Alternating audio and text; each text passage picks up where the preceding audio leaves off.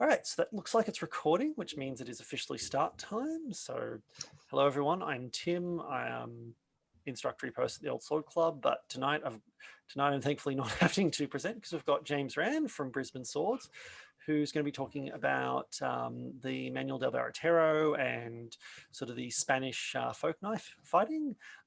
Mostly because he's just recently translated the Manual del Baratero into English and is now either working or has written an instructional guide and is also translating Vardy and does just all sorts of really, really cool stuff, which I'll let James fill you in on now. So take it away, James. Thanks, Tim. Hey, everyone. There's a few people that know me, which is cool, and there's obviously a couple of you that don't, and that's cool too. A bit of background on me. I run a crowd called Brisbane Swords. Originally, it started as School for Historical Defence Arts. It was myself and a friend by the name of Henry Walker, who has a very long history in STA and reenactment, but also a long history with rapier. So we started teaching rapier together, and I wanted to do longsword, so I started Brisbane Swords, and then Henry, due to his own personal circumstances, sort of stepped sideways away from that, and we subsumed all of that into Brisbane Swords. I've been training martial arts since I was 8 years old. My dear old dad put me into a Shotokan club when I was 8 years old, and I was training with a bunch of 40-something-year-old black belts, which was a very interesting introduction to martial arts. So my martial background is more of the traditional style of training rather than the potentially more modern Mac Dojo kind of thing. And I try to bring that history into what I do with the swords and all the other toys that I play with as well. I like to be a little bit more martially oriented rather than just swinging steel around or playing. I always like to have a bit of reality in the background of that. Lots of Japanese martial arts, including weaponry, a few black belts along the way. Played a lot with Chinese martial arts, never really got stuck into that other than just my own personal research and playing with friends I knew who trained. Been doing HEMA before it was called HEMA. Around the 2000 mark, I was teaching Talhofer based out of the Images, which was a scary, weird way to do it because there really wasn't any translations at the time. A little while after that, some translations started coming out from the Pisani Dossi and Fiore, and that's what I got stuck into. I have a background doing some Italian as a kid, so I kind of got drawn towards Italian stuff, and that's what I've always done. I also had a little bit of background learning languages, both from the Italian and the Spanish side. I'm not really sure why, but I've always been interested in knives. I've been making knives since I was a fairly young teenager, so that's always been an interest of mine as well. And eventually, got hold of the Baratero. I remember when I first saw it, there was no such thing as an English translation. There was kind of stuff online, maybe not even half of it in English, and it was kind of enticing, but not really. And there was lots and lots of rumors and stuff online. And this is back when I say online, this is when, we didn't have Facebook, we didn't have anything but basically forums to discuss stuff online. And there was lots of rumors about who wrote it, when it was it real, was it fake, all that sort of stuff. Well, it's real. Whether or not it's a real fighting manual is also still up for debate because it's not a how-to manual. It's very much not even an introduction. The way the author sort of depicts it is that here's something for all of you fancy folk who are wandering around Spain. You need to be aware of this stuff so you don't get taken advantage of and stabbed. So it's kind of a friendly travelogue warning thing, but it's a bit interesting at the same time. There's a lot of social commentary in it as well. It is about the Baratero. It's from the mid-1800s. Spain has a really interesting history in terms of weapon arts and combat and warfare and all that sort of stuff. Obviously, Spain was one of the biggest empires through the 1500s and 1600s, and then it sort of declined fairly rapidly. It was full of civil war, even to start with, between the two main kingdoms there until they were joined by marriage. And then when they went on their imperialistic ways, just like some of the other imperialistic crowds around the planet, they all sort of fell over in various ways. Some of those islands like Philippines and Mexico and other places that they colonized all started to rebel and wanted to take over their own self-governance, which is kind of reasonable. So yeah, it was a really interesting sort of social commentary in the way things were happening at the time. If you look at some of the time, I've got a bit of a history in the book as well, like only a couple of pages just to give you an idea context-wise. Beforehand, it was all falling apart, and afterhand, it was also falling apart in terms of what were known as the Carlost Wars, which were basically the very royalist sort of crowd versus the very I suppose you could almost say the Democrats versus the Republicans, but that's a bit silly. It was two very opposite belief systems in the way things should run, and whether it be a class system or a not class system. And that continued all the way through to very late into the 1970s in terms of civil unrest through Spain. And even now, if you had been watching a little while ago, there's still a fair bit of civil unrest through Spain, different groups not wanting to be Spanish because they're culturally a different group of people. So that has a very long history. Spain is full of people who are European as well as African because they're right on the coast there. So they get a very big mix of culture, big mix of religion, all that sort of stuff. That all mixes in. And that kind of leads into how you end up with a knife like the navaja. In terms of finding the history of where it came from, it's really difficult. There are lots of knives very similar in design and shape from the time, and they kind of move on. And if you look at some of the knives that sort of move on from that, you end up with the Bowie knife. I'm personally a big believer that the Bowie knife shape comes from the navaja. I would guess that an intelligent sort of assumption would be that it's come via Mexico and a lot of that sort of thing, and the Spaniards coming into Mexico, and obviously it wasn't just the noblemen that went into Mexico and travelled around, but also the travelling through various merchant ships and smuggling and what have you. So that sort of design flows through. I'll probably do that first. Don't mind me, I'm just going to grab a couple of toys to show off. Different size variants. No, where is it? Smaller one.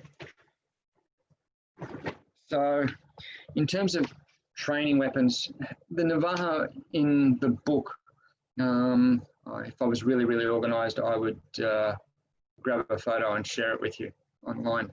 But if I'm looking at this, and if I bring it back a little bit, you can see how big that is. That's actually the cold steel Espada shape. It's the extra large, and honestly, it's huge.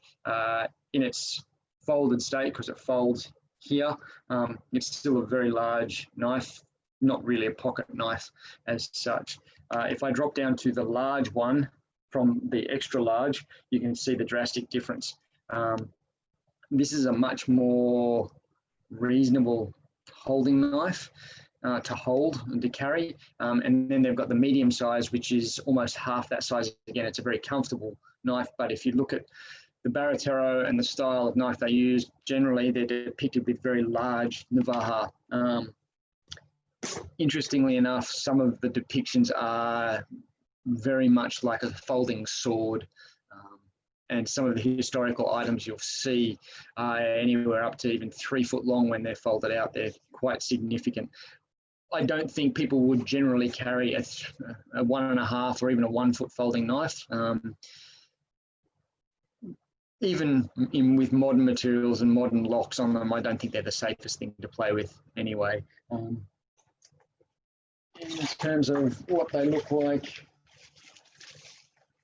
so this is the actual steel version of, see if the light shines up properly. That's the actual cold steel Espada. It's actually quite weighty. It's got a lot of weight in here and it moves. The only thing that cold steel didn't get is they didn't get the nice click, click, click as you open up the blade. and I do have one of those, but it's a bit dodgy, so I didn't grab it. It's one of those things that's actually quite hard to close once it's open. But that was generally known as the wrench system, or it was a socially well-known thing that when the Baratero opened their knife, you would get this click, click, click, click sound, and it was often used to scare people, obviously. It's the same sort of concept as the cocking of a gun or the cocking of a shotgun in preparation for combat. You know, you recognise that sound if that's the kind of crowd that you run with. What else about the book? So there's actually a lot more in the book that is social commentary. At the time, there are a lot of references to various bits and pieces about the upper class and how the lower classes were no longer allowed to carry weapons. If you go as far forward as the Peninsular Wars, when Napoleon took over into France, there are plenty of examples where people were killed for even carrying scissors. The carrying of weaponry was a no-no. And basically only the nobles would be allowed to carry weapons, or swords anyway. There are some hints of royal decrees that would designed to make it such that only people of highborn or noble standing would actually then be allowed to carry a sword at all, and nobody else, kind of thing. I haven't been able to clarify exactly that kind of legal decree. I've got hints of where it is, but the one decree that I've found is 400 pages long, and it's in cursive writing. My Spanish isn't so great that I can read cursive writing that's faded out, and I wasn't going to read through 400 pages of it to try and find something until such time as somebody actually digitizes it and means that I can actually search for terminology in there. That would make it a lot easier, but yeah, that'll have to wait. So yeah, the book's a really interesting little social commentary. It gives a lot of tantalizing hints at the use of the navaja. It gives a lot of commentary about the kind of people that use it, the Baratero. It talks about three kinds of Baratero. The Baratero who are smugglers, those who are in the jails, and those who are in the soldiery or in the army of some description. They're pretty much described the same way as thugs. They're often known to swindle everybody for money, whether it be in the army where they're kind of like the fix-it man, where they know everything and they know everyone and they can make things happen, make people disappear, all that sort of stuff. Also, then you've got the smugglers or just the street Baratero who are generally gamblers and running gambling dens, and they take a cut of all of the money that's bet on in those places. And usually they will sort of take that money by force or by trickery, whichever they have to resort to. It's very clear that there is a reference to the Baratero being lower class people, or people who have come from a bad life, but also, interestingly enough, there's not a reverence, but a respect for the kind of honour that underclass come with. Even though the honour is different, it still recognises that there's a kind of honour within the Baratero culture. It then references that kind of honour versus the honour of those who are in the nobility, and they use swords. And it's very clear saying that we're teaching this because it's just as much a skill as the longsword. So you're just going to have to bear with me. My dog likes to bark occasionally as well. So I'm sure Tim understands that well. Just a second. Oh, I haven't got a visitor coming in. Good. All right. So it's very interesting, the comparison between the higher noble class who teach swords and use various techniques, and they talk about how dueling with the sword is something that is basically in law or outlawed. In law, it was said that they shouldn't be doing it, but that absolutely happened with the sword and the noble class. And they said, well, if it's happening up here, there's no reason why it shouldn't be happening amongst the lower class people as well, because they have reasons of honour as well. So there's a lot of that sort of interest going on. That's kind of just a bit of background around it. Otherwise, it gets a little bit silly. There have been, since and before I did mine, other English translations. One by a fellow by the name of James Wran. He's an American dude who's trained in various martial arts, apparently went to Seville and learnt from a knife master in Seville how to do knifey sort of stuff with the navaja. The one thing that I found whilst I was researching the book was that, just wait for the motorcycle to go past. So interestingly enough, the story that James Wran tells, in my research, I found a book by a fellow, Richard Ford, who wrote a similar story. He wrote a traveller's handbook through Spain. That was a very common thing in the 1800s for the French and for the English to travel around Spain and to write books saying how wonderful travelling around Spain is, and also other parts of Europe. So Richard Ford wrote his book, and he talked about the navaja in various ways. And he didn't actually talk about training, but he had a number of things that then came out in another set of like magazine articles written by a Baron Charles de Villiers, who also travelled around Spain with an artist by the name of Gustave Dore. And that's actually why we have some really awesome images in that regard. If you give me a second, I can do that, and I can hit the share screen button. That one. Now, forgive me that these are sideways, but what you're going to notice is that the imagery, this is from Gustave Dore, the imagery that he shares, pen and ink or pencil drawings, they're really nicely shaded. There's a lot of detail in it. So you get to see a lot of sort of stuff that doesn't come out in a manual Baratero. So throwing the knife, it's an article that's talked about. The Charan, now the Charan are basically fish sellers, but also lower class smugglers. Also a lot of Baratero ended up like that, or looked like that. The Smugglers, and there's a story in the back of the Baratero. There's actually a nice prose section that talks about the 3 different types of Baratero, one of those being the Smugglers on the beach. That story is then replayed, although the concept, the 3 Baratero story prose in the back of the manual is very similar to Richard Dore's, some of his writing in his travelogue. It's repeated in de Villiers' España. And I keep going. So you can see the difference. That's actually an image from the manual. You can see a great deal of difference between it. They basically look like a woodcut or a lino print kind of thing.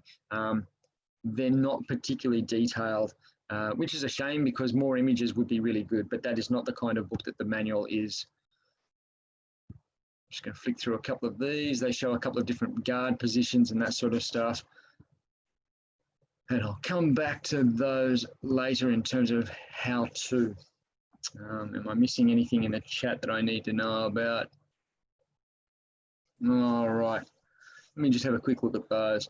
Rightio. Association between lower class professions and criminality. I would kind of say yes, but the lower classes were the merchant class in terms of those who ran the docks and those who were sellers on the street. What's very interesting is the word Baratero comes from an etymology of people who are marketeers or people who are who run stalls on the street selling stuff. And it then became, and the barat is kind of like a term for a commission or a portion of money from things. So you kind of have all of those street people who work on the streets, and whether they're running small shops or selling fish or fishermen, the lower class sort of jobs. And then obviously not everybody in that lower class is going to be in the criminal element, but there was definitely a link that those who were of the criminal side of things were of the lower class. There isn't any discussion in the manual about other people using knives in that way, except for one, which is basically talking about sailors who use knives. And obviously if the navaja are around, it's a folding knife. That's the kind of knife that would be used. And I'll talk about the different knives they mention. So it's obvious that other people would use knives, but the book is very specifically talking about the underclass and the criminals and the Baratero in that regard. So there's no real specific link about that. There is a lot of talk about a reference to the people of the town, or which is interesting. So there's obviously a reference to those people and a knowledge of those people, but there's not a direct connection to say lower class equals criminal. The criminal underclass, or those of a poor life or a bad life, are very separately discussed. Yeah, so there's not an integral link between the two. If we talk about the kind of knives that existed, it's really quite interesting. Bear with me, I'm just trying to make sure I can actually get my video in front of me so I know what I'm looking at. No, doesn't want to work for me now. That'd be right. Exit, minimize video. There, I have it back again. Excellent. So it talks about a couple of different knives. It talks about the navaja, and there's lots of little slang words for it, which are quite interesting in themselves and the information they sort of refer to. But the navaja is definitely a folding knife, and they talk about that being used in a cutting motion. Even with it having a locking mechanism, you don't necessarily want to be stabbing people with a knife that folds, because the risk is that you're going to have it fold back on your fingers. That's a bad thing.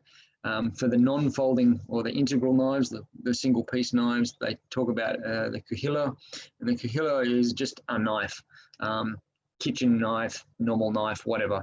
But it does, and normally instead of the navaja's curved edge like this, and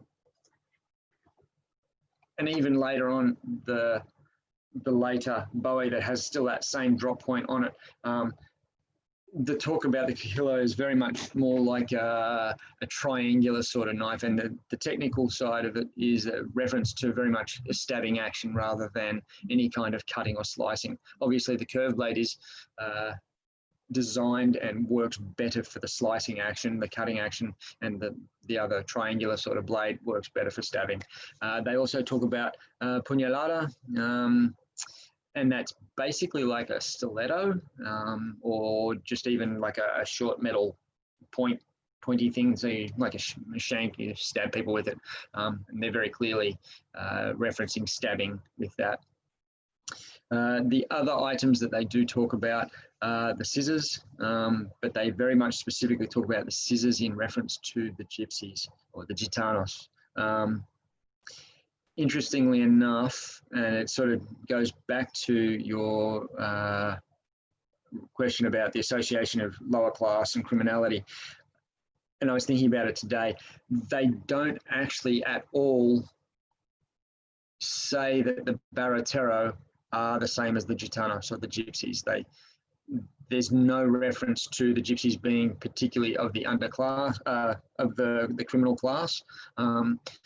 In reference to what do the gypsies, and please, if anybody's worried about me using the word gypsies, I'm only using it in reference to the way the book talks about it. I understand the hue of that word. So they don't connect gypsy to criminal, which is really nice.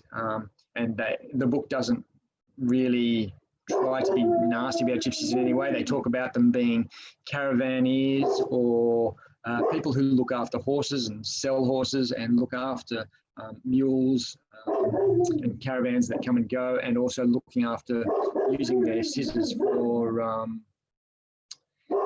trimming mules and hares. Give me a second, I'm just going to shush my dog.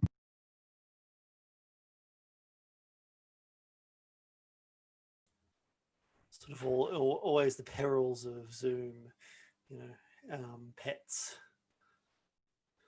Just kind of glad mine haven't gone off. Sorry, Tim, was that something I should have heard? Oh, I was just saying, because we've had it before where someone's dogs barked in a meeting, and then or barked like in a presentation. And I've got 4 dogs, and then if one gets excited, they all get excited. Yeah. And so yes, I'm kind of glad that they're just my dogs are all fairly chill right now. Yes, I don't think we want all of our dogs barking. That would be a little bit silly. A little bit. There's a few of us with them. All right. So in regards to the book references the gitanos as country people very much, people who look after the caravans, people who look after the animals, whether they be sheep or goats, that sort of stuff, and they use the shears to trim that sort of thing, whether it be mules or horses or sheep or other various sort of stock animals. I did try to do some research into the kind of scissors that they would use, and they would tend to be much larger livestock scissors, not shears. I don't know if anybody has a background in Australian sheep shearing in terms of the kind of old style shears that you can get, which are kind of like two triangular sections with a curved section holding it together, which acts like a spring.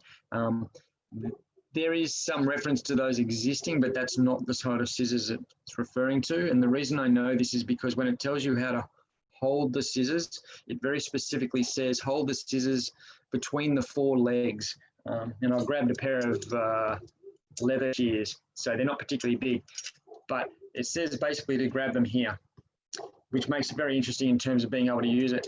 And it says basically use it like a knife or like the navaja with a cutting or stabbing action, which is interesting because obviously these aren't designed for a cutting action, but I can certainly stab with them depending on what I want to do.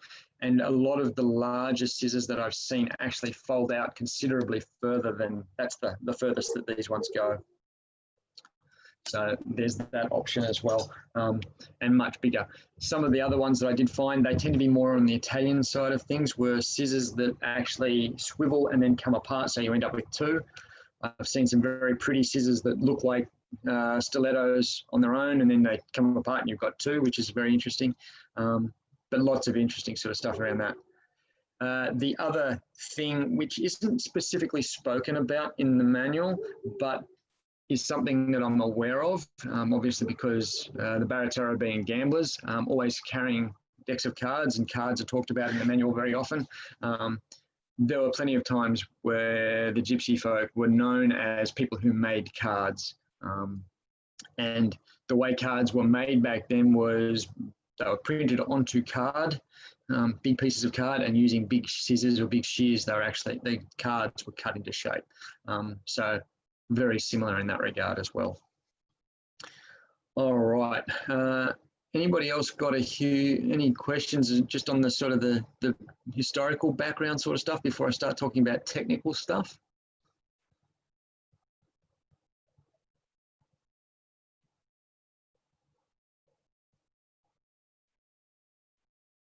Actually, I've got a bit of a question. How much do we, you mentioned they talked about dueling as a practice that was it was expected that the lower classes would duel because they had matters of honor as well. How documented is that, and how widespread was that? Because I know in other Mediterranean countries, like apparently in Greece, it was really common for lower classes to duel with knives. Yes, I've heard that too. Yeah, I'm kind of wondering, is this like a Mediterranean thing where just everyone's dueling with knives, or like so, how common? Do we know how common it was? I guess my question. Yeah, to be really honest, I didn't do a lot of research down that path. The path that I did go down, there was enough of a rabbit hole as it was, and I would have got stuck down a rabbit hole and never actually got anything done, because there was always something more interesting to look at every step I took. However, I do know that yes, the Greeks were very well known for knife fighting. The Sicilians also were very well known for that sort of knife fighting attitude in terms of cultural aspect. What I find interesting is that the Greeks generally, as far as I can tell, didn't tend to kill each other. They tended to just like to cut each other in terms of proving a point. Whereas, interestingly enough, the Spanish lower classes in the Baratero, there is a line in there that is basically, you do a man no dishonor so long as you kill him. Basically, there are references to an enfilar or a javec, which is a cut on the face. If you leave a man with a cut on his face, basically you are showing your complete and utter disdain for the guy, and for his complete lack of technical ability and skill. So if you left somebody alive and you just cut their face, it was basically just saying that they were completely without skill, and you really wouldn't want to be in that position.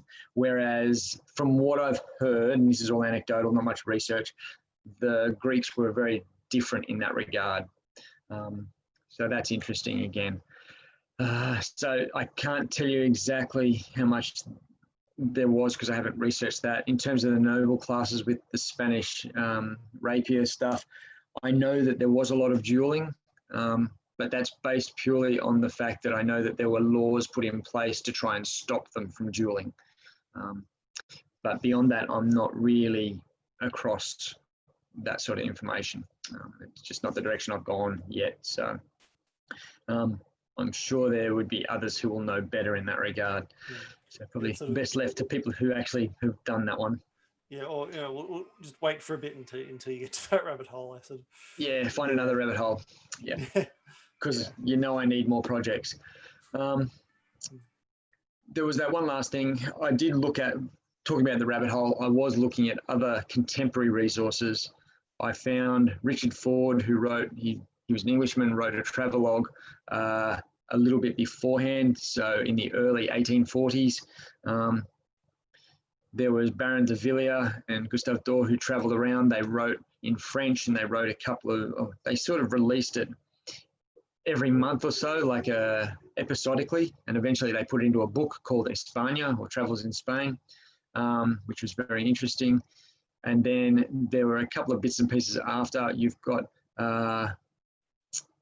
dear me, Emile Andre, who wrote his book, and he's got a couple of interesting notes. So that was French again, and it was Defence in the Streets. There are a couple of very interesting footnotes in that book, which to me very clearly reference the Manual de Baratero, even though it doesn't say it, but it talks of uses similar language and similar hints. It could be that he just read de Villiers' España beforehand, but I kind of get the feeling that it was a very common practice to read the books beforehand and sort of copy stuff. After publishing the book, I found that other one called Pillars of Hercules, which is another travelogue through Spain and through a couple of other areas. And I'm finding very, very similar stories and sections between each of these books, even into the modern translations by the fellow I mentioned earlier. So it seems to be a bit of a time-honoured tradition to copy stuff that came before. Which I've tried really hard to not read anybody else's stuff while I was doing my own, because that would colour what I was doing, and I didn't really want to do that. So yeah, there's some really interesting stuff to read. Further on down the track, there are a couple of other little bits and pieces which talk about knife culture in Spain that I've thrown into the book. There's another one which is called 6 Inches of Steel, which is basically a newspaper article from the USA. From the early 1900s by a fellow by the name of Onimus. Now, it's a Bowie article, for lack of a better description of it, because it's not a book, it's just an article in a newspaper. So that's very interesting in terms of its similarity to the knife use and the tricks that are shown in the Baratero. So that's kind of interesting as well. I didn't include it in the book, but it's online and it's very easy to get access to. So, all right. So sort of that's the history of it and where it all comes from. It's interesting. It's a rabbit hole. Interestingly enough, yes, the Manual de Baratero is not a, yeah, that's the one. Well done. The Manual de Varatero, while it's called a manual, it really isn't. It kind of talks about things. It's a little bit flowery. It talks about uses a lot of language that is very, very specific and colloquial to the time and the culture. There's a whole bunch of things that are mentioned that I had to go and dig deep, and I had to talk to people who were sort of kind of in that culture to try and get an understanding of what it is that things were being talked about and various techniques. And that made it quite interesting in itself. So it starts off very simply about, this is how you hold a navaja. I've got the small one. Interestingly enough, it says that it doesn't talk about holding it with the thumb on the back or with a hammer grip or anything else like that. It talks about holding it slightly sideways, and obviously this is a cutting board, so it's a bit funny in shape, but it talks about holding with the thumb across the back on the flat of the blade. Now this helps angle the cuts and all that sort of stuff. I've done a lot of time playing with that type of hold, and try and do it, turn around. In terms of making that sort of cut, it's very interesting to keep that thumb in place to cut through. Interestingly enough, the two cuts that it really talks about, it talks about the plumata in one direction and the reverse in the other direction. So if I'm right-handed, from right to left is the plumata, it's the basic cut. From left to right is the reverse, or the reverse, which is pretty simple. It talks about cutting in the high line and the low line, which is really interesting because we see a lot more of other techniques, and we see in the saber where there's a lot of angled action. When I've sort of moved towards more of a how-to manual, I really talk about the value of angled cuts. It talks about if I'm cutting in a straight horizontal line, it leaves my arm out a long time. Whereas if I'm cutting diagonally, my arm isn't left out in what's known as the terrain, where it can be cut. Obviously, I don't want to leave a target out there. And that's a main part of the Baratero tradition, is when somebody goes to cut, you counter cut. There's lots and lots of counter cutting. The main version that it's called is the Floretazo, and that is in reference to a technique that's used with the foil. When somebody cuts, you counter cut their arm. So if somebody cuts one particular way, particularly if they cut in the low line, it means I can cut over the top and cut their arm. There are plenty of other ways. I can still do that with their cutting in the high or the low line. Interestingly enough, they say, it's pretty obvious, if somebody cuts in the low line, they leave the high line open. If they cut in the high line, they leave the low line open. There are some cool little techniques like the passata sotto. It doesn't call it that, the passing under technique, where I go low and I stab up underneath their arm. That's shown very clearly, and it's talked about very clearly. And that's in a number of rapier texts as well. There is obviously connection between rapier work and knife work. There is absolutely no way to be able to say this technique belongs to that rapier tradition or anything else like that. But the common destrezza, the common rapier, is absolutely what is similar to what's going on here. I was reading through Godinho, and Godinho's Tim Rivera's translation of that talks about fingernails up and fingernails down and thumbs in the right places and his angles and that, and it just feels really, really right. If you try doing some of the stuff that he tells you to do with the rapier, but with the navaja, with the knife, it fits really, really simply. The provocations that he shows, so if I extend it out here in a particular way so that I can then counter cut back over it, it all fits really well. So it's certainly worth looking at Godinho's rapier if you're interested in the knife. After it talks about the basic cuts, the basic defenses and counter cuts, then it starts talking about the basic actions of tricks and deceits. I am a very firm believer that almost everything that is done, once you learn the basics with the navaja, everything that is done is meant to be a trick or a deceit. If you're not doing that, you're going to lose.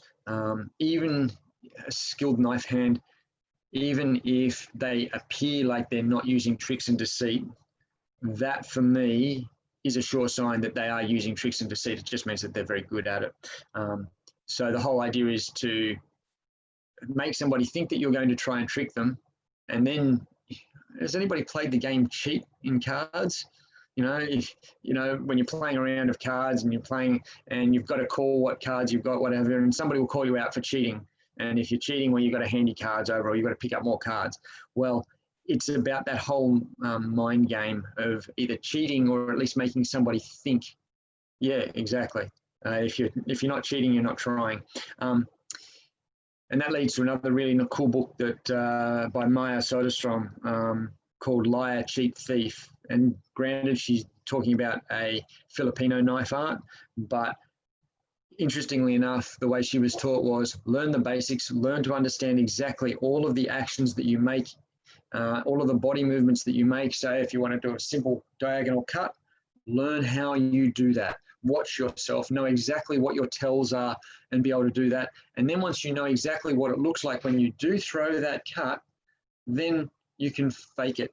So you can do exactly that, but with the knowledge that what you're doing is something else. And the drills that she has are spectacular and very, very, not complex, but very, very complete in terms of the skills that she teaches, which is really nice. And it goes really hand in hand with what the Baratero show. The first trick that they talk about is basically what they call, let me move this back a little bit so there's a bit of space, is the cambios, or the change from hand to hand. It's kind of obvious, but being able to change from one hand to the other is very useful. If I'm reaching out with my right hand, or I then change, if I've changed size to defend or whatever, I've pulled my knife back and I can't reach as far. So of course I will change and I've got my distance and my range. That's one of the reasons why they say to change. So I can cut on both the right and the left. Interestingly enough, then it talks about how to hide it behind your back and to feint. It's like, hey, which hand is the knife in? Oh, is it this hand? No, maybe it's this hand. And to give you an example of the tricks and counter tricks, so I put the knife behind my back and I change hands. I might choose to throw this shoulder and come out with, so if I throw my right shoulder, I come out with the left and I cut with the left because somebody will react, and it talks about it in the manual, somebody will react to that action thinking that the right hand cut is coming out, whereas then it comes out the left. So they've exposed themselves to defend the right hand cut. However, then there's also the other thing. If you do that, you set somebody up, you put it behind your back and you fake there, you fake again, and then out comes the knife to cut. So there's these layers of fakery and tricks and deceits. So changing of hands is really valuable. There are a couple of different ways of changing the knife. The most important aspect of changing hands is not throwing the knife backwards and forwards, although that's another trick later on down the stage in the chapters. The risk of throwing knife backwards and forwards, whilst it's a good agility skill, if you drop it, there's a problem. You don't have anything to defend yourself with very well. However, having said that, later on down the track, the book also talks about oh, I've dropped my knife, you reach down to grab your knife, and as the person tries to take advantage of you picking up your knife, you then stab them, which is kind of crazy. But I don't know if I'd really like to try that trick in a real fight. I have played with it in sparring, and every now and then you almost get away with it.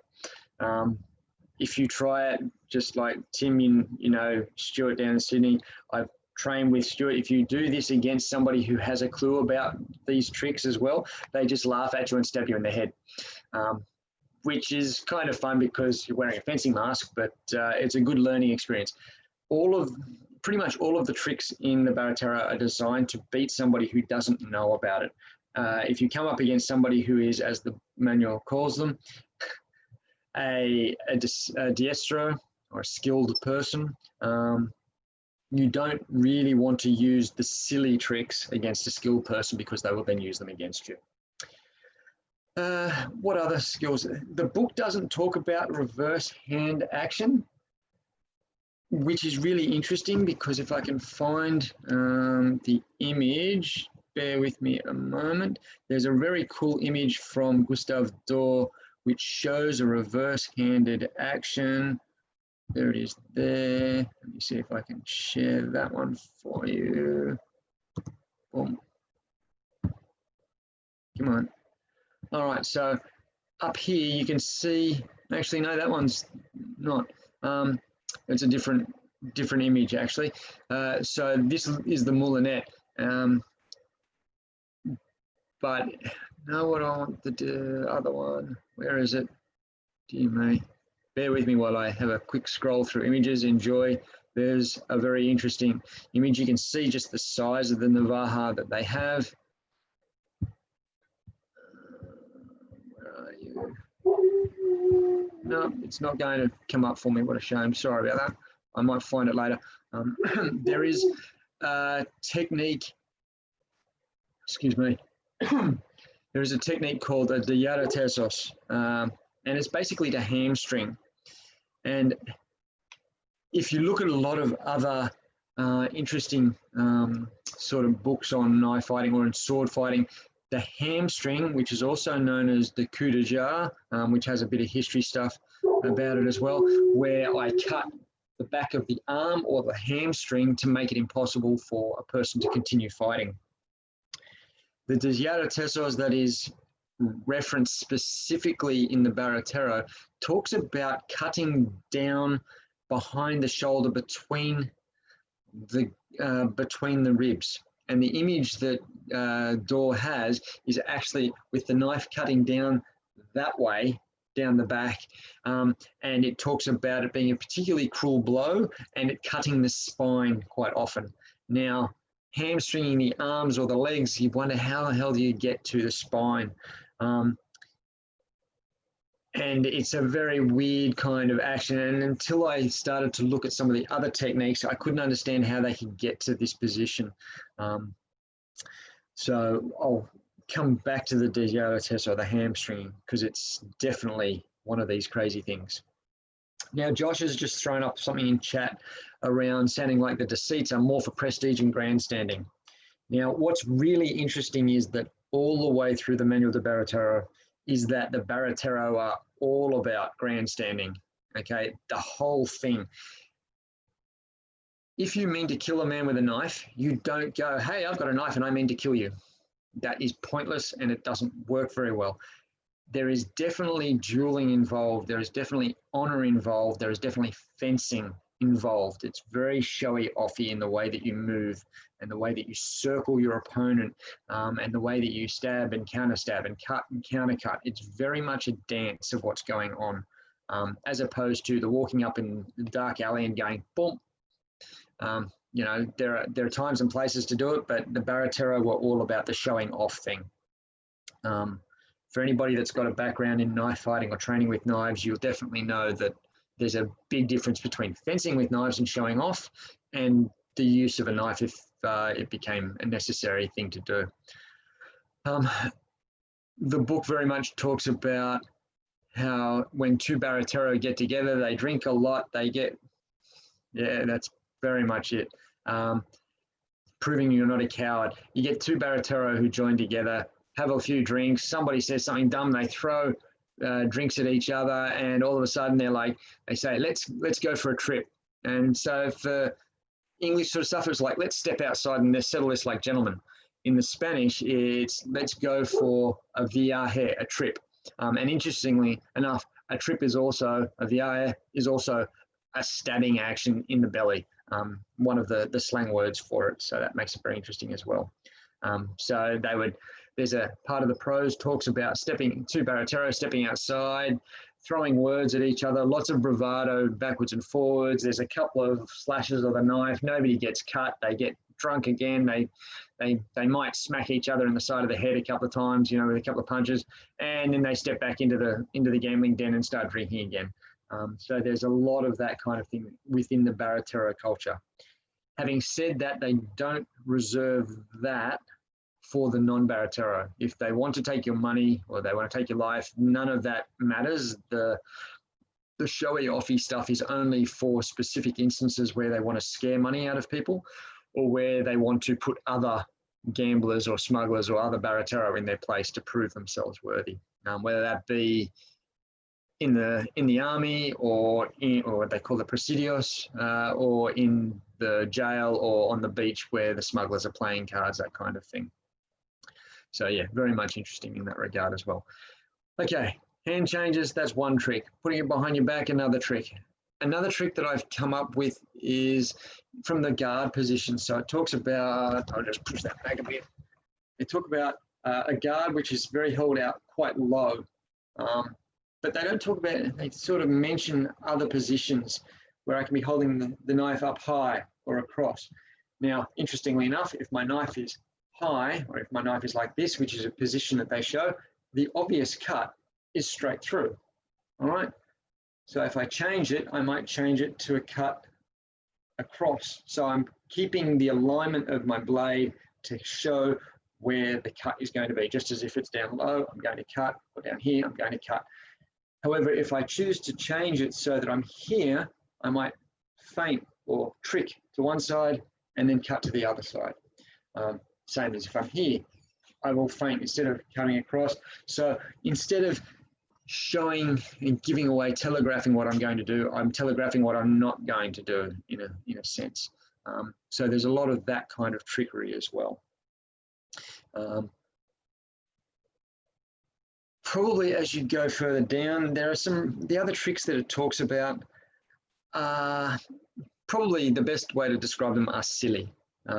It tells you how to take off your cloak or your cape, and to not drop it at your feet. You take it off and you basically throw it behind you such that you don't trip over it.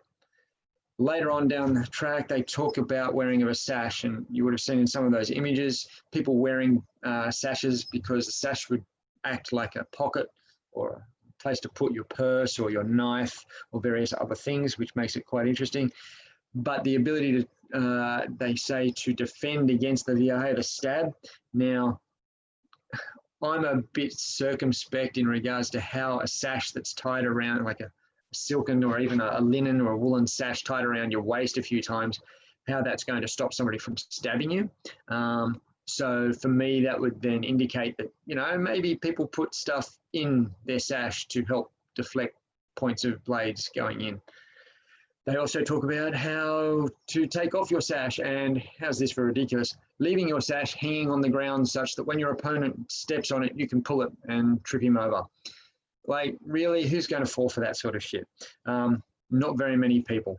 But if you have no idea about this sort of thing and you're just walking along and, oh, there's a sash on the ground, you might go to pick it up, that sort of stuff. So there are certain ways to make deductions from the tricks that are shared in the manual is for other things.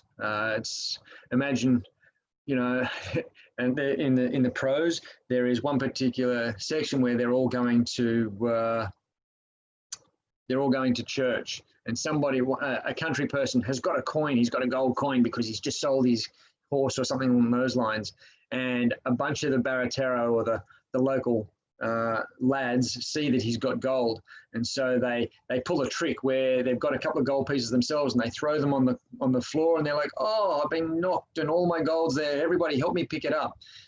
And then what they do is they turn around to the country bumpkin, and literally they use the Spanish word for country bumpkin. Yes, absolutely, French Apache tricks. Anyway, that's a different story.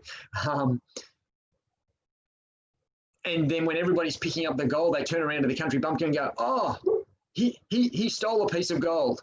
And he's like, what are you doing? The country bumpkin stuck it in his mouth to try and hide it so it doesn't get stolen out of his purse. But all of the Baratero are going, nah, check in his mouth, he's stolen it.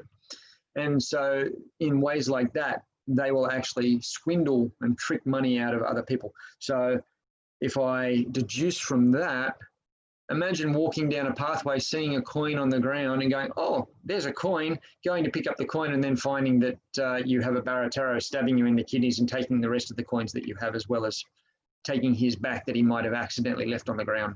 So there's lots of that kind of, not exact detail, but stuff that kind of hints at other things.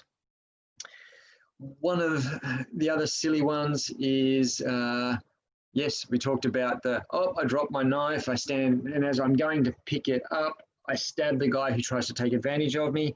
Yes, not many people are going to fall for that. Another one is tying a bit of string, and you would have seen before the lanza de navaja, throwing of the navaja. They talk about mostly the mariners or the sailors tying string to their knife. And obviously, if you're climbing up rigging on a boat, you want your knife tied to your belt or to your sash so that if you do drop it, you don't lose it, because, you know, it's a handy tool. But also talking about using the string to throw the lanyard or the string at somebody and then pulling your knife back. But then it says, but there's always the possibility of another diestro who's more skilled, who will catch your knife, cut the string and use your knife against you. So there's all of those interesting So here's a trick, but here's something to be aware of. You know, using these tricks isn't always the best thing to do. Another one is called the position or the posture of the snake, or the culebra. Interestingly enough, we have played with this. It's not a position you want to go to, but if you fall over and you find yourself on the ground facing, so your legs are away from your opponent, interesting, or even if your legs are close to the opponent, if you're on the ground with a knife, you will find, if you play with this, you'll actually find that getting to somebody who's on the ground with a knife is actually really difficult. You can't actually get to a position to cut them without putting yourself in serious danger yourself, because you have to lean over to try and get the distance to get to the ground. So in many ways, it might actually be more worthwhile to stand back and let somebody start to stand up and then try and attack them rather than actually trying to attack them while they're on the ground. There's a series, these tricks or tretas or the deceits, in a group or a category called recursos, or recourses, or things that you can do. Now, the way that they introduce the tricks is to say that when all of your other basic skills of cutting and counter cutting don't work, and when you're not fast enough to perform a corridas or a run to get in and cut your opponent, then you fall back on all of your tricks to try and get one up on your opponent. Possibly one of the scariest ones that I've seen out of all of it is a thing called the Rec Cortez. And this is really closely related to bullfighting. And interestingly enough, a lot of the language used in knife fighting, such as the corridas or the run, is very much in reference to bullfighting. So the corridas del toro is when the bull runs at you, and just the same, you perform a corridas when you are closing on your opponent to seek an opening or create an opening. The Rec Cortez is such that it's a very acrobatic action, and the best thing I can say is look it up on YouTube, just Rec Cortez or bullfighting acrobats. It's very easy when somebody comes towards you, and this is the giros and the contra giros, the turning and the counter turn. When somebody attacks you, you turn or you void. This is very common sort of stuff. Even the incatada, where you turn your body out of the way and you stab somebody. This is referenced in the manual of the Baratero, not in Italian, but obviously the action is there. What that basically is you are turning towards your opponent to gain distance. The Rec Cortez is actually the complete opposite. When an opponent comes towards you, instead of turning sideways to face them, you actually turn away from them. So as an opponent comes towards me, I will actually turn this way so that I turn my back to my opponent. When I first saw this, I thought this was insane. The fact is, it requires significant cojones, for lack of a better way to talk about it. But again, I suppose if a bull is running at you and you turn your back on it and perform that sort of action, that also takes a lot of balls to pull that off. Interestingly enough, once I started to understand that technique, then I understood where, even though the manual doesn't talk about it, where the reverse hand comes in. If I'm turning away from somebody, I will cut them as I turn. Make this back again. I will cut them as I turn, and I here, as I've turned, I've got no way to change hands. And as I step around, it's a long way around to cut with the true edge as I turn around again.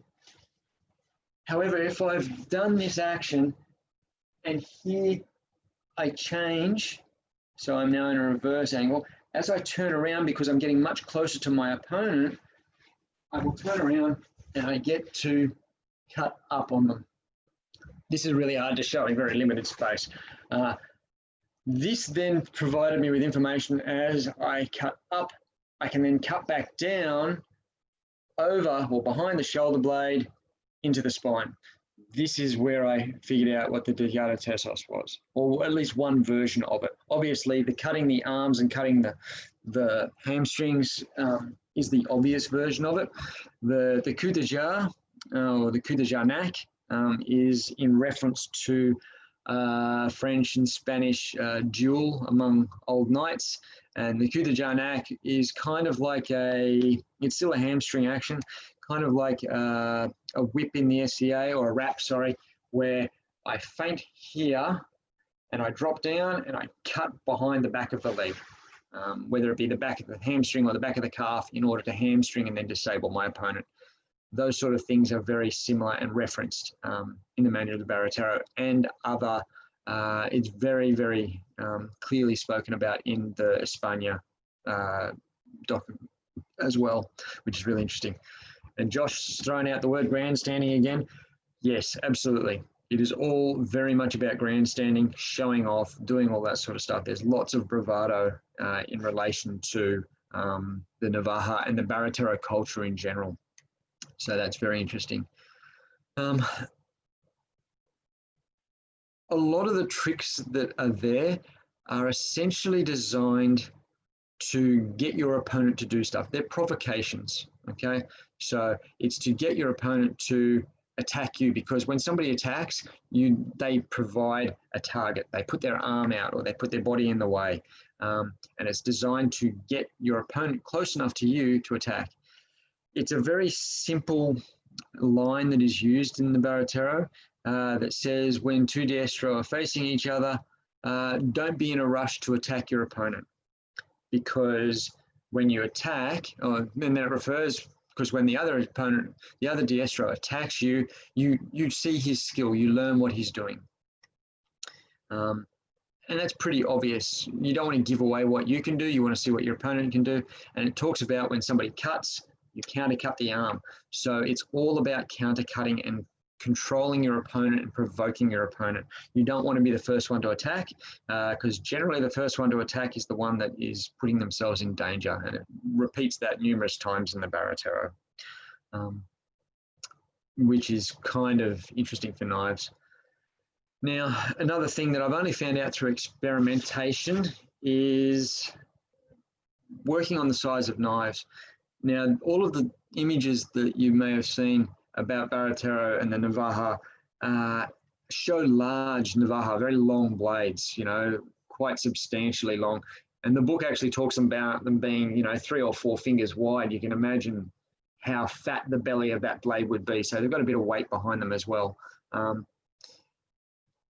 In playing with a knife this size, in comparison to a knife with like a Bowie that's got a substantially longer blade, so closer to 8 to 10 inches worth, I have found that a blade that is 8 inches or more allows significant range advantage. Anything that's shorter really means that the way you fight is very different.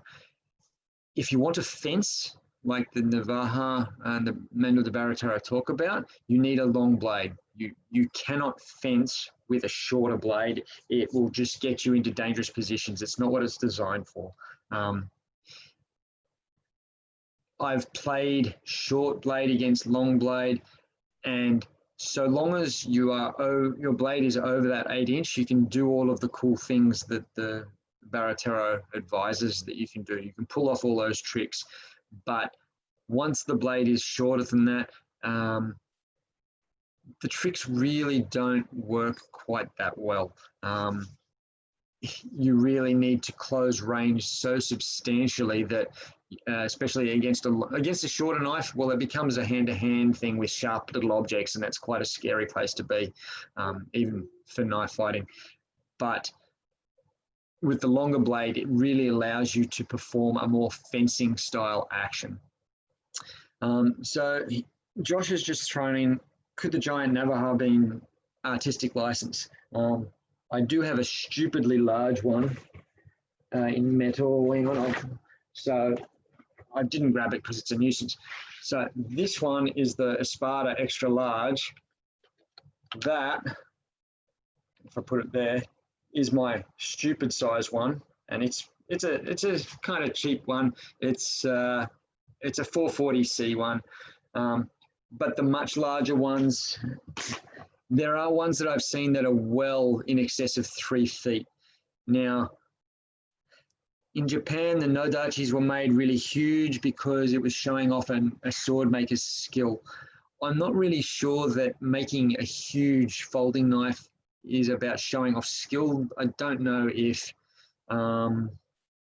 like to make an 8-foot nodachi, yes, that's kind of impressive, but machete length navaja, I think, would actually have been quite common amongst certain street folks. The longer ones, I really don't know why the long, thin ones existed, because I don't think, in terms of having something that's over, shoulder width length, what do I want to say? The stresses that it would put on a locking mechanism or on a folding pivot point, I think would be ridiculous. So I don't understand why they would have them there. However, if we go back to the concept of grandstanding and showing off and doing that sort of stuff, yeah, it's kind of like, I'm a Baratero, I'm going to fuck you up, and I have this huge knife to do it with. So there's that. If I find the image that is of, it's a very, a fairly standard image. Hang on, let me just go back to share screen. I pick that one. This is another Gustav Thor. Now, this is the kind of what I think of as basically a sword. If you look at this, I very much doubt that that was a folding implement. I don't think that somebody like Gustav Thor would be drawing stuff that he hadn't seen. That's just not the sort of style of art that he provided. He tended to be very realistic in the way he liked to portray things. Obviously, if you look at this guy, you can see the baubles and the tassels and all that sort of stuff. I would suggest that this guy wasn't a Baratero, but was probably more of one of those showy-offy kind of guys who was either a bullfighter himself or somebody that was entertaining whilst bullfighting was going on. All right, let me catch up with some of those things. Can't help but think they're compensating for something. Yeah, well, maybe. Perhaps long and thin for non-lethal wounding. Yeah, Tommy, mate. The problem with that is there's nothing in the book that talks about non-lethal, except for the fact that it refers to the cutting of the face to show that somebody is without skill. Maybe you would choose to do that just so that you carry a nice long knife just so that you could show off. Yeah, I think that might have been balanced out with the risk of actually getting dead yourself. So I'd want to make sure I had something that I could both not die with and something that I could cause offense with. Inability to wear swords. So probably what time? Probably around the 14, even into the 1500s, maybe the 1600s. A lot of commoners were trained as soldiers in Spain, obviously because Spain was a massive colonization empire building sort of force during those years, those centuries. And it's my belief, but it's hard to find the information, it's my belief that soldiers wouldn't have been sent to war without some sort of training, so they would have had some skill with the sword. And there's a lot of talk, a lot of delineation in Spain between common or vulgar fencing and la verdadera destreza, the true skill. So verdadera destreza is very much more for the nobility, and they were just like a lot of the Italians. You don't teach this stuff to the peasant scum because they won't understand it.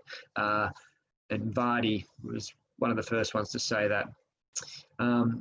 So I think that there was definitely a skill set that is shown around various weapons. And over time, Edgerton Castle says that there was clearly a link between the rapier skills and the knife skills, and also a limitation later on in later centuries about who was allowed to carry a sword, just like there were in England and in Italy and all that sort of stuff. So the type of sword that you're allowed to carry, the length of sword that you're allowed to carry was limited across most of those European cultures. All right, what one did you link, Phil? Quick look at that one, because, hey, that could be awesome. Hey, that's a really nice one too, Phil, with the... all right, I haven't seen one like that with the stag horn antler. So that's quite nice. What's the length on that one? It says the handle length is 9 and a bit inches and the blade length is 7, almost 8 inches worth. So out to 17 inches. So it's almost a foot and a half, which makes it a fairly substantial kind of knife, probably about that length, which would be kind of cool. So I think that would be more along the lines of a fairly common size of navaja to carry. And all of the images that we're seeing through Baratero and also from Gustave Doré sort of show that size of knife.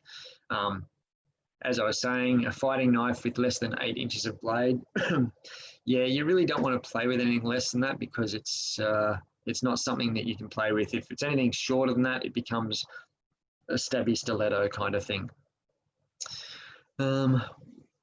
Similar to that last where the blade meets the hilt. Yeah, that's an interesting point, using the crown of that antler to be a crossguard. That's kind of interesting as well. So yeah, absolutely. The balance between range and portability. Obviously, if you really wanted range, you'd grab a spear, but you weren't allowed to really carry one of those. And obviously, weapons like swords weren't really available in terms of the coin to pay for a sword. And I think if you were a lower class person carrying a sword, I think you'd probably attract a fair bit of attention from people that you might not want to attract attention from, especially once it got to the point where you weren't meant to be carrying weapons. What other tricks were there? The last set of tricks that are probably there, I would say, again, they fall into the category of why would you use these, because they're not going to work on anybody that has a clue. But I don't know how many people have tried it, and they go from very subtle all the way through to the very obvious. And we'll go for the very obvious thing. You're fighting against somebody and you're like, oh, watch out, you're going to trip. And of course, somebody goes, oh, I don't want to trip, and they turn around, and the moment they turn around, you jump in and you stab them. They're very obvious sort of ones. Now, it's quite possible to do that sort of stuff. It's quite possible that you have somebody else. Yep, oh, look, there's a distraction thing. And it's very clear in the Manual de Baratero about the agility of the eyes and how important it is to be able to see things very quickly and recognize things, obviously recognizing the tricks and the deceits from your opponent, but also how to not fall for those things. How to, when somebody goes, oh, look over there, you don't even flinch. It very clearly talks about not flinching the eyesight, not wavering in any way, shape, or form. Interestingly enough, the more subtle version of the, oh, look, a distraction, is actually, here I am facing my opponent, and I just look over there very briefly, and I can move my head, or I can just use my eyes. Now, fencing masks, it's a bit difficult to just use the eyes because it's not so easy to see the eyes, but I have used these tricks in sparring, and granted, I used it against another one of the provosts in my school when he was going for his provost prize. I must admit, he'd done about 30 bouts by that point in time, so he was tired. And guess what? That's the perfect time to use these subtle tricks.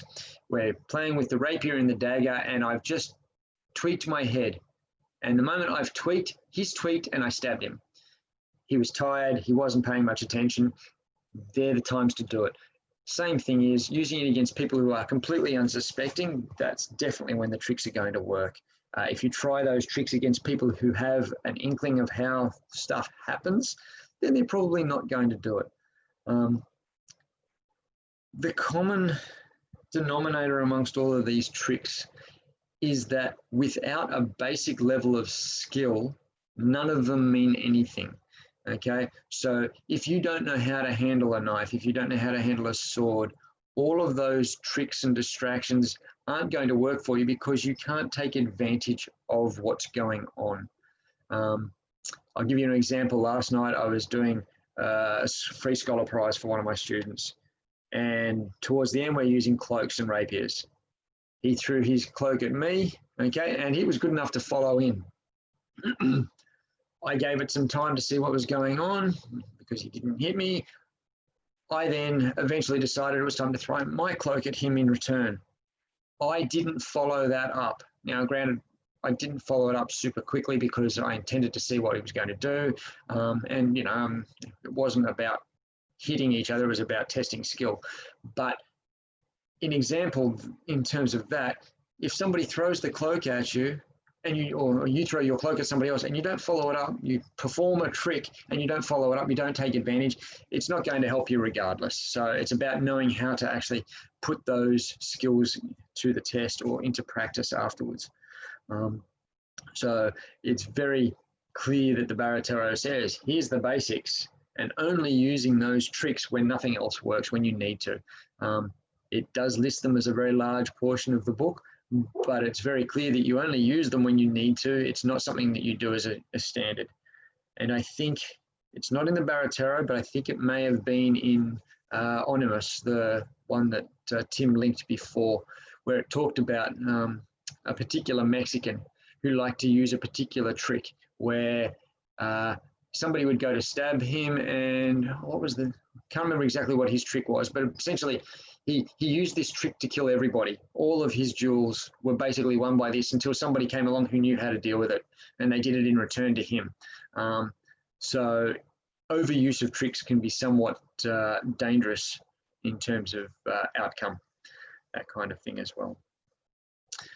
Alrighty, I think I've been talking for at least an hour now, and I'm starting to get a bit hoarse in regards to things.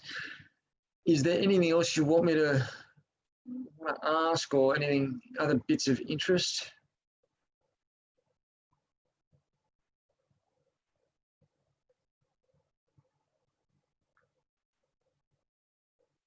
No?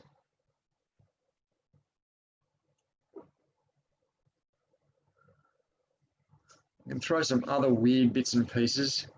Oh, hang on.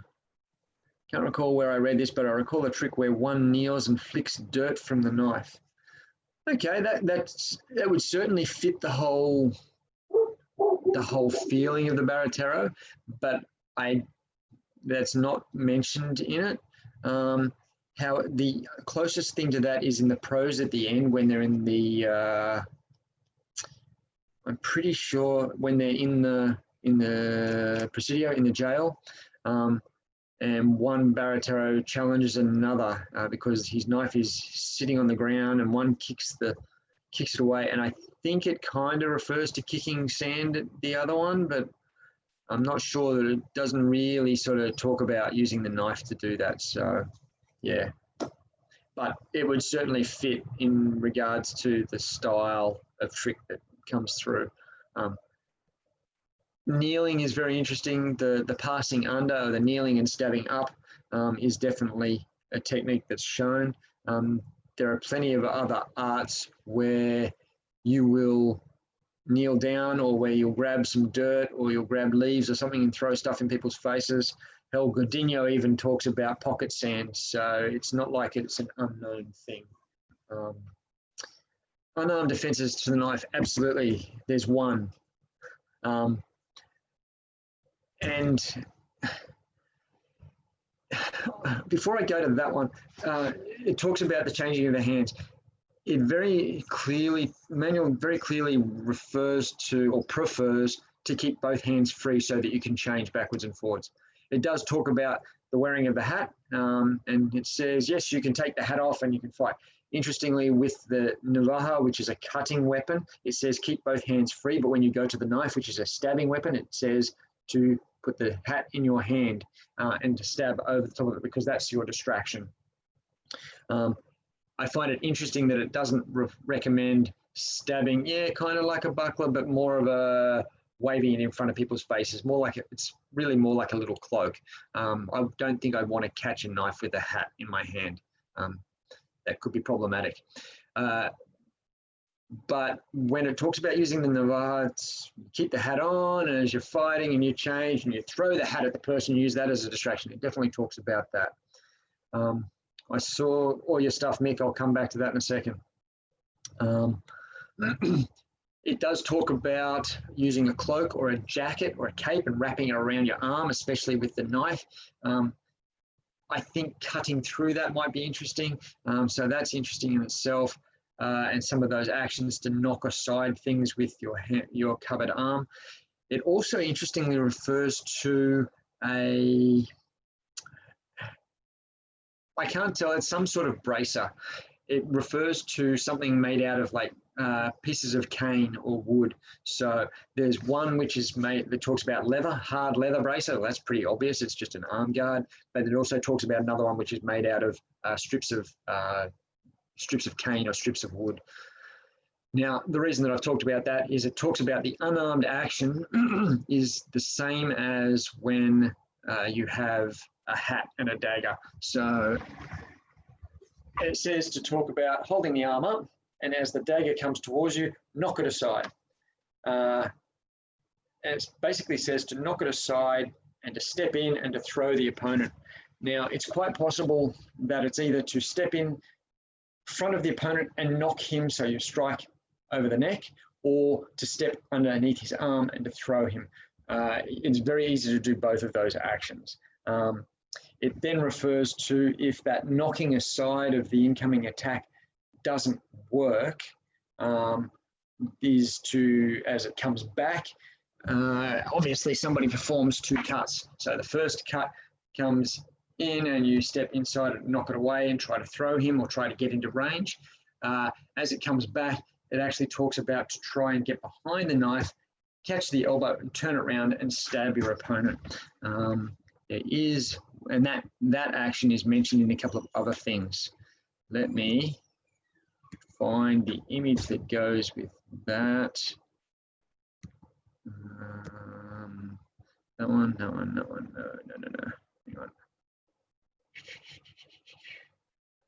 I know you're there somewhere. There it is. I'll press that.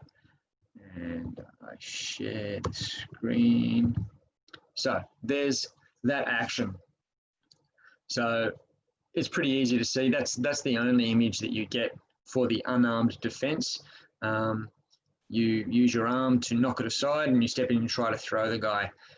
Obviously, it's not the most advantageous way to deal with things. You probably want to avoid doing crazy stuff like that. You would probably prefer not to be going unarmed against somebody who has a knife. But, you know, if you don't have a choice, there you go. I would probably be considering, you know, taking off my jacket or my hat or something as well as just doing that. But I don't really like to try and put myself in a position where I might find myself unarmed against a knife. Anyway, that's modern world for you, and, you know. All right, what was Mick saying? 3 things. Looking at the antique navaja, see what you mean about the forerunner of the Bowie style. Yes, certainly would have seen it in the Mexican areas. I absolutely believe this is the case. And it's not just the design of the blade, but also a lot of the technical stuff that we see. That article about the navaja is very interesting. The only thing in the Bowie techniques that I've seen that I haven't seen in the navaja, and you'll realize this for obvious reasons. If I have the Bowie, there's a lot of reverse edge. I haven't got a light colored one. I'll use the, imagine this is a Bowie knife, using the reverse edge here to strike, or either to hit with the flat and the blunt edge or to push the point in. Mick, if you've done any Bowie stuff, you'll know exactly what I'm talking about. That reverse edge is hugely effective. But with a folding blade, I don't think it's a really wise thing to do. But I think you see more of the later Bowie knives with more of I forgot what that one is, but more of a pointy edge on it, on the sway edge. There's another blade in Portugal and Chile and South America that instead of curving this way, actually curves this way. So the blade's on the inside and it curves like a J. I can't for the life of me remember what it's called.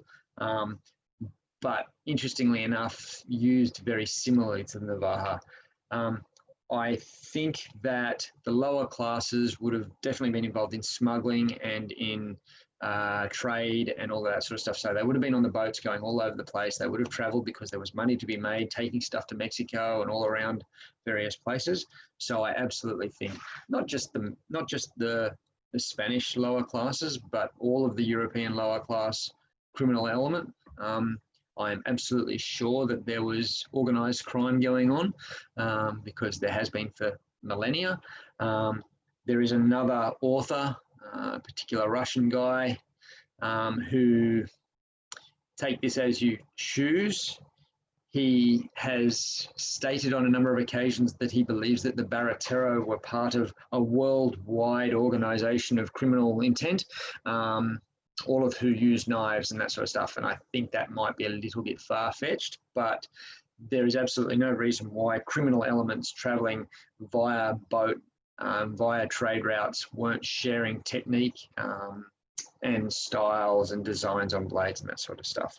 And yes, the Bowie knife is very similar in terms of that shape and in terms of the use.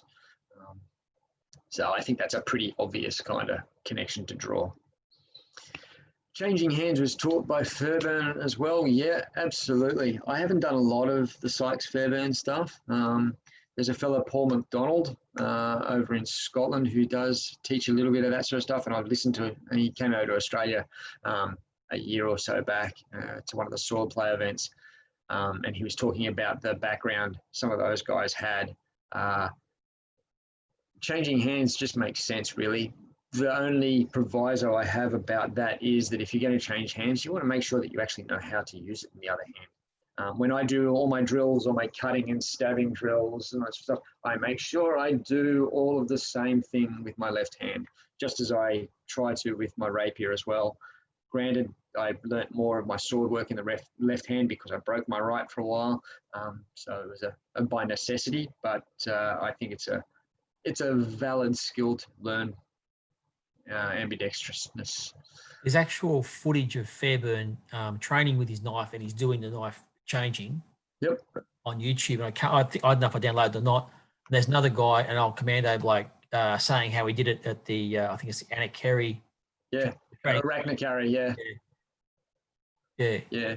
No, that wouldn't surprise me at all. Actually, I'll go back and I'll ask Paul, because Paul over in Scotland, he has a lot to do with the Arachnocarry, the old commandos, and he's done a lot of research, and he makes replica Sykes-Fairbairn commando knives. Like, yeah, he knows a lot about that stuff. So I'll double check with him on that one, and I'll see if I can come back to you, because now I'm curious.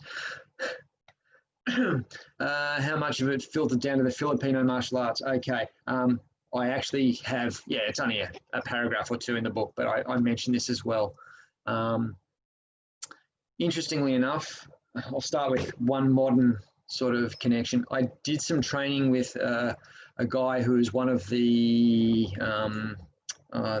Dog Brothers. He was out here teaching some stick fighting. And I don't know if you know the Dog Brothers, or any of you do. The Dog Brothers tend to put on masks and gloves and go at it with sticks. Not super heavy rattan sticks, but they don't hold back. That's not my kind of training, but I kind of have a respect for the people that do that. I think they're a little bit crazy. I like to train, and I don't mind fighting, but I like to fight in a little bit more controlled environment. But power to them, because they do some really interesting things from a combat perspective and also from a psychological perspective. So he came out, and while he was running his workshop, he was saying stuff, and he mentioned a number of older manuscripts and essentially what we call HEMA masters, whether they be French or European of some description, Spanish or other European. And he and I, in a workshop of 30 people, were having coded discussions about what the manuscripts were saying and their relation to modern stuff. And it wasn't like heavy secret squirrel code stuff. It was using terminology from the manuscripts to talk about stuff. So he was saying, if I want to hit somebody like this, how do I get them into that position? And I'm like, provocation, this and this. And he's like, oh, yeah. And then I refer to a particular manuscript.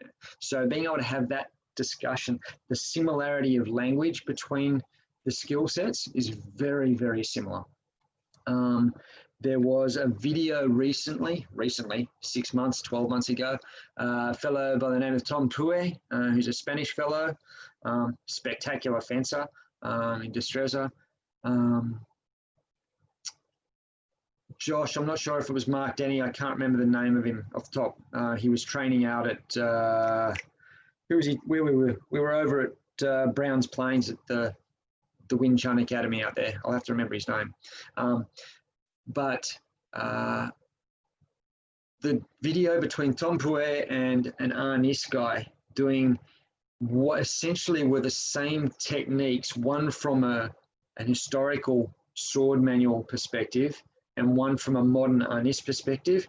Yes, there were differences because slightly different weapons and slightly different changes in cultural aspect, but really similar. And even with the naming of the techniques and that sort of stuff, absolutely clear that technical stuff came from Spain, went through Filipino martial arts.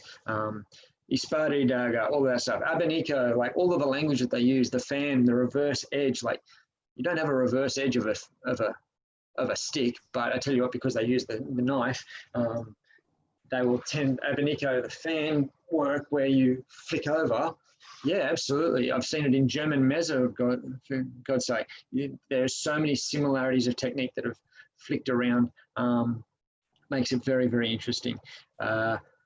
So have you noted those in terms of the navaja techniques that you're talking about in your book?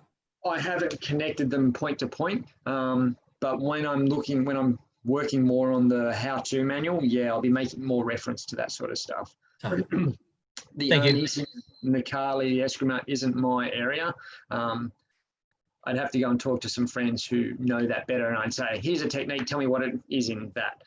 But I have done some training with some local Eskrima guys, and using the stuff that I know from the navaja and from the rapier work, I keep up with them. Not necessarily in the hand-to-hand stuff, but with the weapon work, I absolutely keep up with them. And they recognize the technical stuff. And when I say this, they recognize it. Even though we use different language, they absolutely recognize the principles and the techniques.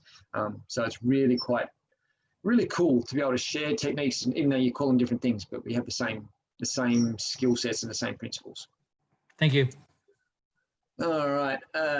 Not very sharp. Hang on. What are you talking about, Tim? Have you tried other weapons against the knife? The not very sharp comment was a pun. I forget what it was in reference to. Possibly the edgy. So other weapons against the knife. I've done a lot of, can we get it out? I've done a lot of this with Bowie because it's a hell of a lot of fun. I've done a lot of hawk. Oh, nice. This is a boarding hawk, or a frontier hawk. It's got a huge handle on it. It makes life very interesting. It's both good and bad. So I've done knife and axe, which is really interesting stuff to do. I've done axe and axe. Knife against other things. I have played against spear and that sort of stuff, but only from a fun, stupid perspective. Playing with a very short range weapon against a much longer range weapon is an exercise in learning weird stuff. It's almost an exercise in futility because you really shouldn't be able to win very short versus a very long weapon. No, dagger versus spear, you should lose every time. But it's not actually always the case. If you sort of match skill sets, yeah, you've probably got bugger all chance. Stick versus knife, once you start using like short sticks, things like that, machete, that sort of stuff, yeah, short knife, yeah, definitely not against other weapons, because unless you're playing really tricky, nasty stuff and you get inside range without somebody knowing it. Once you start to get to sort of short swordy, long bowie sort of range, yes, you can get away with an awful lot more because you've still got the ability to defend with the weapon. And in my how-to manual, I started talking about that with a short blade. What have I got here that's handy? Even if I've got something like a short dagger, I can't really defend against an incoming attack, even if I'm playing Steven Seagal and I'm defending with this bit. Yeah, no, it doesn't really work. You're liable to get really messed up. Things like karambits and stuff like that, definitely not a defensive item. Once it's the bowie length, then, even though you don't see this very often, but it covers my elbow, I can get away with this. Not very well. If I turn it this way, I'm actually even better off because I've got much more metal against flesh and covering me. I can get away with more, but it doesn't mean that it's really great. So yeah, using a knife or a navaja against something else, I would dread having to have been a low-class Spaniard with a navaja, even a long one, against a rapier. That would really suck and would probably end very badly very quickly. Granted, that's maybe where pocket sand would come into play. What else have we got? Sand. Yes. I don't know if you've read Godinho, but Godinho has a little section that basically says, if you're the kind of person that whilst out walking will be accosted by people, you should put some sand in your pocket to throw in people's faces so that you can escape. But that's not me. It's just if you're that kind of person. Yeah, it's quite amusing. Around a quarter of cowboys were Latino. Well, interestingly, cowboy, I believe the word cowboy really comes from the word gaucho. So the Portuguese still had, if you look up some of the Portuguese fighting, they actually fight with knife and bolo. Bolo being a couple of rocks on a piece of string. And I tell you what, and Phil's still there. Interestingly enough, Phil presented the analogy of what was it? Rubbing your belly and tapping your head at the same time, about using a knife and using the bolo string at the same time, because they're two absolutely different. And yeah, the word vaquero is very similar as well. Cold Steel did. I got it. So Cold Steel did a kind of navaja. This is their Voyager X2. And unfortunately, it's out of make, and I could only get, you can't see it, but I could only get there it is there, the serrated version, which sucks, but I love this thing so much that I even got a serrated version. But then they started making knives they call Vaquero, and they're weird, curvy, reversey. So where this is, they actually had a belly here and then a curve, like an inward belly and then an outward belly and then a big curve, and they're a horribly ugly knife. But yeah, absolutely, it wouldn't surprise me, especially through Texas and through Mexico. Yeah, of course, all of the cowboys would have been Latino. You know, that's just the nature of the kind of people that were down there. I would suggest that there would be a significant portion of the southern USA folks who have strong Hispanic, heritage. So even the Texans, I'd say, there's quite a few Texans with Hispanic heritage. Hey, Texas was part of Mexico for quite a while. Yeah, human body is the same no matter culture. Josh, that's a really interesting point. Now, you probably would have heard the human body can only move so many ways, and therefore people would have discovered to use a sword or a stick in very similar ways. Now, that is true to a point. However, I've found, I kind of agree, and I did think that way for a long time, but there are some really complex things that happen in martial arts. And they're not always based on how the human body works, or they're based on some really in-depth understanding of how the body works. We've been doing some playing with Fiore, so early 1400s, and some of the images, some of the described positions that he shows, particularly in his abrazare, the hand-to-hand stuff, we believe that it shows very clearly that even though he may not have understood what was happening inside the body, that there was an understanding of the muscle and particularly the fascia and the way it locked up. Things like some of the early Chinese arts, like Tai Chi, they knew that when I turned in certain ways or I closed and locked, I lock up the muscle fascia through my system. And when I lock the muscle fascia here, it also locks muscle fascia through other parts of the body. For those that don't know what the muscle fascia is, if you've ever done butchery, around muscle, there's a thin layer of kind of, I don't know, it's like just a thin layer of tissue that is very sticky, but it covers everything else. And what it does is when you lock it up, it actually holds the muscle and allows the muscle to relax, and it holds the muscle in place very well. And you do that by locking through because it interacts through the whole body. A lot of Aikido and a lot of Tai Chi and a lot of Kung Fu is based around the ability to lock. So when I turn and very much spiral body positions, when I lock this way, I'll try and stand that way, I can lock across both my shoulders, stuff like that. We've seen stuff in Fiore's dagger that is very clearly that way when you put it into practice and you change to match Fiore's hand gestures in the images, which do very interesting things, make it very difficult for people to disarm you and that sort of stuff. So yeah, I think there's more than just, you know, only so many ways a body can move, and culturally as well, and depending on the kind of steel that they had access to, or the preference for the type of weapons and the type of clothing that they wore, which also is reflected in the type of environment that they fought in and lived in. Philippines, hot and humid and horrible. Most of Europe, you know, reasonably cool, especially in winter, so you can get thicker stuff, so there would be armor, thick layers of clothing. Meant that's why they use stabbing, oh God, I can't even think of the word. Stabbing knives instead of otherwise. What's the word for it? Dagger? Sorry? Daggers or? Yeah. The rondelles. Rondelles, thank you. God, I just couldn't get it for the moment. But that's why they would have rondelles, because rondelles would puncture through layers of material, whereas a cutting knife wouldn't do that as much.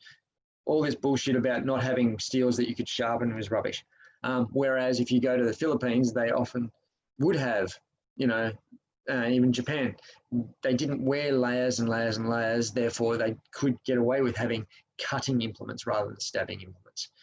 All that sort of interesting sort of cultural context that goes on. Josh, I'm not sure what the Sakatripe is. I haven't seen or heard that word before, so you've got me on that one. So if you want to either unmute or if you want to throw something on the chat, feel free to. We can come back to that. Very curious to see how similar it is to Hutton's knife. I've had discussions with people that have done Hutton's saber, and I haven't read his book for a long time. I believe Hutton said, use a knife like a saber, yeah? Would that be correct, Tim? Pretty much. I mean, he takes a lot of, he sort of tries to take Barroso's dagger, but he squishes it all through the lens of late 19th century fencing. So it's not just saber, it's also foil. Yeah, Hutton was actually a really big foil fencer. It just doesn't get reflected in the books he published. But yeah, similar guard. The cutting method where you punch and whip is more similar. Hutton does say you can parry with the knife, but he's which you can do if you're using the specific types of training knives, like the poignards that they were using in cells at the time. But even like the knives, he says that the system is for, like the sword bayonets that were coming in, it's pretty dicey. I wouldn't. But yeah. So, well, that's interesting. I have at times with rapier, just for shits and giggles, I will try and play rapier the same way I would play with a navaja. And there are a couple of people up here in Brisbane who see me change that way of fighting. And sometimes it works really well and sometimes it doesn't. If I do it correctly, it's actually quite good. But if I stuff it around, it doesn't work too well. But I did try some saber with somebody, and somebody had mentioned, Hutton says use a knife like a saber, and I went, well, stuff it. I'm going to use a saber like I use a knife, and that actually made a lot more sense when I tried to use the saber that way. So quite possible. All righty, let's see what Josh pushed the sucker tripe. That looks like it's got the edge on the inside of the curve. So yeah, I'm pretty sure that's one of the variations of what I was talking about. One of the fellows I talk about, I'm going to only briefly mention it in the thanks, a fellow called Oscar, who is, I believe he was born in Chile, and he said he grew up fighting with those kind of things. So yeah, I had a lot of chat about more cultural linguistics with him about the way knives were used. So yeah, it's kind of a weird mix of a folding karambit / navaja kind of thing. But interestingly enough, I think they get used very similarly. Even though the curve is inwards, I think they still cut with them as opposed to try to stab with them. So that's kind of interesting as well. All righty. Anything else to throw out there? Yeah, absolutely. Definitely a good livestock sort of thing. You know, hanging up a sheep or not so easy to hang up a cow, but hanging up a sheep or a goat and cutting the throat that way. Yeah, that style of blade would be very useful. Only problem is it's not a skinning knife because you need more of an outward curve for skinning with rather than the inward curve. But different tools for different purposes.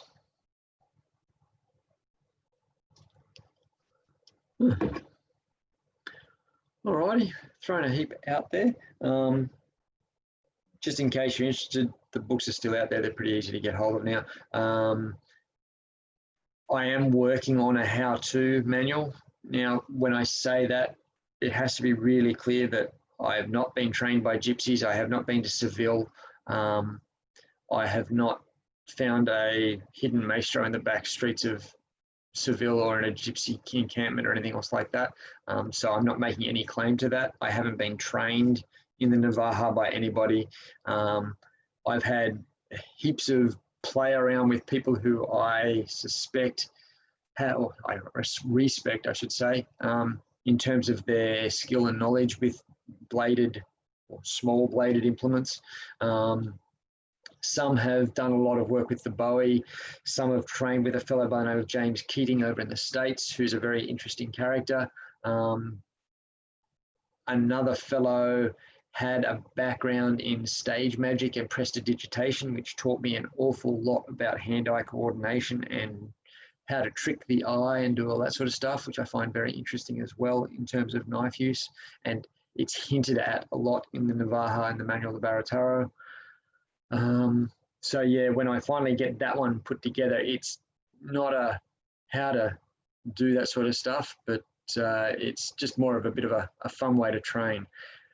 Trained by an international cabal of Spanish knife fighters. If I was, I wouldn't be allowed to talk about it. So